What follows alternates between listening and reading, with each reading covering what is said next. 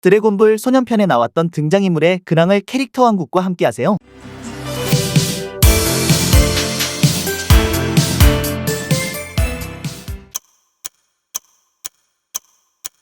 크리링은 주인공인 오공의 중마고우이며 같은 시기에 무천도사 아래서 동문수학한 이력이 있는 동기이자 절친이라고 할 수 있다. 손오공이 파우주산을 나와서 부르마와 같이 여행을 떠나기 전까지 같은 나이대의 또래는 거의 사귀어보지 못했던 손오공에게 있어서 가장 연배가 가까우면서도 생사고락을 함께해온 절친이라고 할 수 있다. 사실상 드래곤볼이 본격적으로 배틀 노선을 타게 된 시점에서 등장해 손오공과 나란히 성장하게 되었으며, 따지고 보면 오공의 최초의 라이벌이라고 할 수 있는 존재가 바로 크리링인 셈이다. 당시까지만 해도 오공과 크리링은 실력의 격차가 그렇게까지 크지는 않았던 데다 순진한 손오공과 꾀가 많은 크리링은 무천도사 아래서 수행하거나 투닥거리면서 선의의 경쟁을 하던 사이였다. 비록 둘의 대결은 첫 천하대회 무술대회 시점에서는 이루어지지 못했지만 당시의 크리링은 오공으로서도 꼭 겨뤄보고 싶은 형제같은 라이벌이었다. 다만 본격적으로 배틀 노선을 타면서 기하급수적으로 강해지는 오공에 비해서 본격적인 라이벌로서의 관계로까지 발전하지 못한 크리링은 파워 밸런스에 계속해서 처지게 되며 실력적으로 어깨를 나란히 하는 동료의 이미지는 사라졌지만 대신 오공과의 유년기를 추억할 수 있는 절친한 친구로서의 역할이 강조된다. 이후 드래곤볼 슈퍼에서 지편에서는 18호와 결혼의 마론을 낳고 거북하우스에서 변함없이 거주했지만 슈퍼에서는 도시에서 새집 살림을 하게 된다. 가족들과 함께 부르마의 생일 파티에 와서 비루스를 상대로 러시안 룰렛 타코야키를 시전해 베지터를 놀라게 만들었다. 허나 정작 와사비가 든 건 본인이 먹음과 동시에 쓰러져 왜 나만 이라고 말했다. 7화에서 지구 뽀갠다는 비루스를 상대로 천진반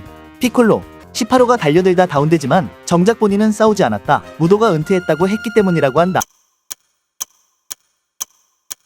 런치는 부르마의 뒤를 잇는 드래곤볼의 두 번째 미소녀 파티원 부르마, 마이와 함께 초창기 역해다. 드래곤볼 피라오 편이 끝난 후 드래곤볼이 흩어지자 부르마는 손오공의 파티에서 이탈하게 되는데, 이후 작품 내에 새끼 담당을 맡을 역해가 필요하여 런치가 부르마의 바통을 이어받아 손오공의 파티에 합류하게 된다. 부르마와는 다르게 어느 정도 노골적인 모의 요소를 집어넣었으며 재채기로 인한 성격 변화로 입체적인 캐릭터성까지 노린 상당히 공들인 캐릭터였다. 그러나 드래곤볼이 천하제일 무술대회를 시작으로 본격적인 배틀물로 노선을 변경하자 아주 잠깐 새끼 담당을 끝으로 공기화, 결국 과학자로서 도움이 되는 부르마는 끝까지 살아남았지만 런치는 마찬가지로 공기화되는 천진반과의 연애 플래그 외엔 딱히 비중도 쓸모도 없어져 지이후 행방불명 처리되고 나중에는 작가의 기억 속에서도 사라지게 된다. 그 후 마인부 편 후반부인 285화에서 자신에게 길을 나눠달라는 손오공의 목소리가 어딘가에서 들려오자 트럭에서 흑발의 런치가 근무복 차림으로 내려 자신의 길을 나눠주는데 오랜 시기가 지나선지 입가에 주름도 생겼다.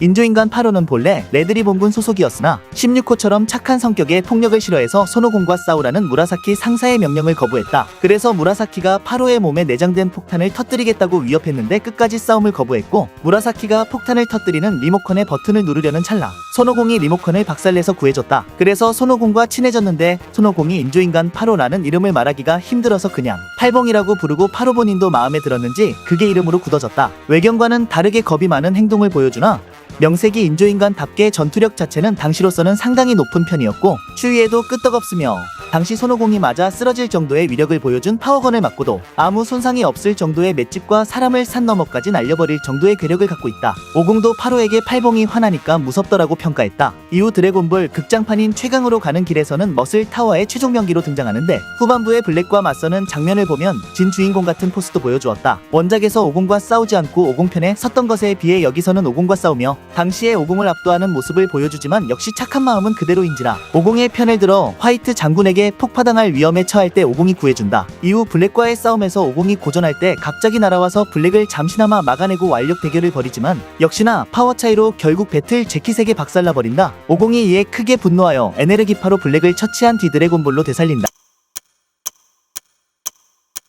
스노는 드래곤볼을 찾으러 레드리본군 제트기를 타고 북쪽으로 향하는 손오공이 제트기 추락으로 추위에 꽁꽁 얼어버려 꼼짝 못하자 근처에 있던 스노가 손오공을 발견해 집으로 데려간다. 레드리본군의 화이트 장군이 징글마을에서 떨어진 곳의 머슬타워 세워촌장을 인질로 잡고 마을 사람들을 협박해 징글마을 사람들에게 드래곤볼 수색을 시키고 있고, 레드리본군 병사들이 손오공을 데리고 집으로 향한 자리를 쫓아 스노의 집으로 쳐들어가자 손오공은 레드리본군 병사 2명을 간단히 제압해버린다. 그러다가 손오공이 추워서 밖을 나가지 못하자 스노는 추위에도 끄떡없는 방한복을 빌려준다. 이후 드래곤볼 GT에서도 8호와 같이 등장하면서 40화에서 지구가 파괴될 위기에 처하자 손오공이 지구인들을 츠플성으로 이동시킬 때 8호와 같이 손오공과 재회한다.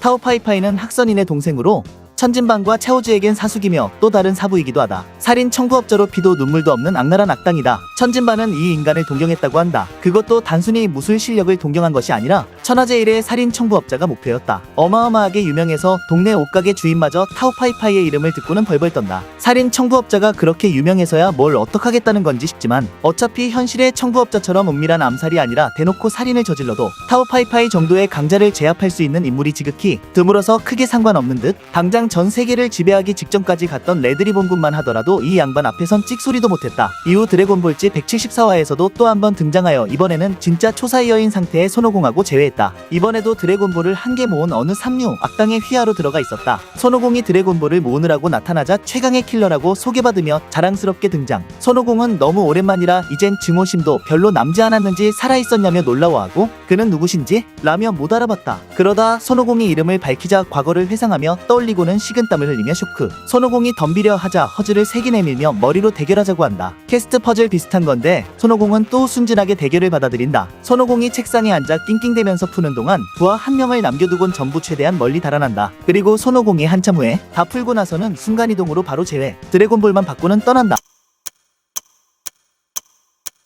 우파는 옐로우 대령이 공격해왔을 때 잠깐 인질로 잡혔다가 손오공에게 도움을 받았다. 그 직후에 아버지가 타오파이파이에게 죽게 되자 오공은 복수를 위해 나섰다가 타오파이파이에게 참패하고 만다. 그러나 오공은 품속에 숨겨두었던 사성구 덕분에 기적적으로 살아남고 타오파이파이가 다시 찾아올 때를 대비하여 카린탑을 올라가 카린에게 수행을 받게 된다. 이후 드래곤볼 GT에서도 딱 한 번 등장한다. 예전에 비해 미남이 되었다.